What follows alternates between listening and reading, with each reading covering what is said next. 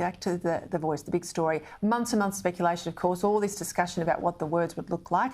Today we saw that the Prime Minister released the question publicly. Joining me now for his analysis of what the words actually mean in legal detail, Chris Merritt, Legal Affairs Contributor at The Australian, Vice President of the Rule of Law Institute. Chris, thank you. Right. Finally, we get something to debate in some detail about the legislation, because not only did we see the words, but we had these so-called guiding principles also put out there. Give us your thoughts on what you heard today.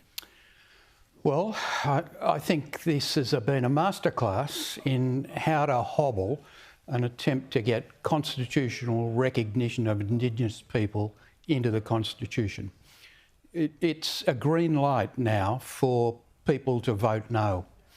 The problems with the preliminary form of words have been well known. We've had them on the record for 8 months, and none of those problems have been addressed. In fact, by going ahead with something very, very close to the original preliminary wording, the government, the Prime Minister, has signed off on this. And to my view, it's unworkable. It's completely unworkable.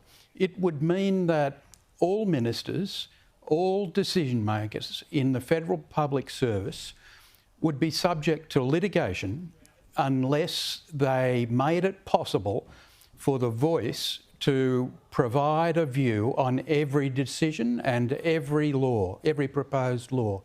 Now, that would mean holding up decision making, providing confidential material to the voice, decision makers sitting on their hands and waiting for the voice to reach a decision.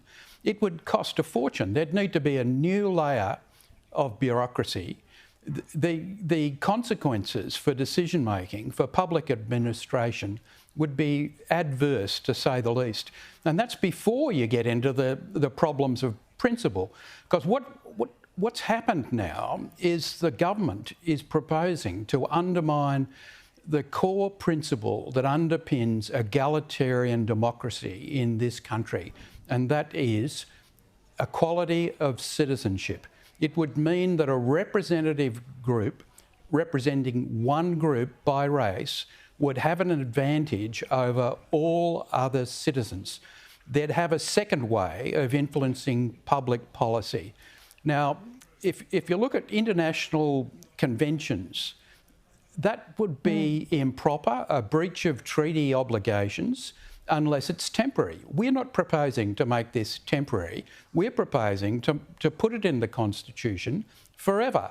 The idea is that if you want to ease racial disadvantage by proactive measures, yes, you can do that, but they must be temporary. Now, that implies that something like the voice, even in the form that we've currently got, should not go into the Constitution. It should be part of statute.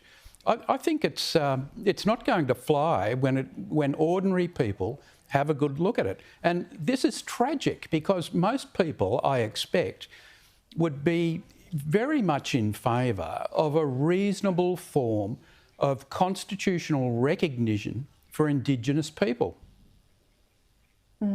But not like this. I mean, I made the point at the top of the show, you know, this is not just advice to the government. This is advice the government is basically forced to take. Otherwise, they can't get things done. They've only got a 3-year term. They'll be in and out of the High Court. I mean, I made the point earlier, you know, both sides, the voice action and the Commonwealth's action to defend, they'll both be paid for by taxpayers in the High Court. We'll be tied up, you know, for literally years in very litigious action. Aboriginal people and the laws impacting them should, because we are an equal country, affect everyone. Everything that might impact Aboriginal people will be absolutely every issue we have. So how do you get into a situation where people like yourself, Greg Craven, the Jesuit law expert Frank Brennan, have all said, and you're all supportive, or certainly the other two are, very supportive of the voice in principle, but they've been saying this is not workable, don't do it, and they've done it anyway? Well, I think that's a question for the government. They have shown by their own actions that they're aware that there are problems with this proposal. You've got to remember Mark Dreyfus went along to the referendum working group and suggested changes. Now, it's pretty clear he was trying to ease the impact on the executive of this proposal. And he definitely got rolled. But the government's gone ahead, despite those concerns, but which recognises there's a real problem, and they're expecting the community to simply sign off. It's bizarre.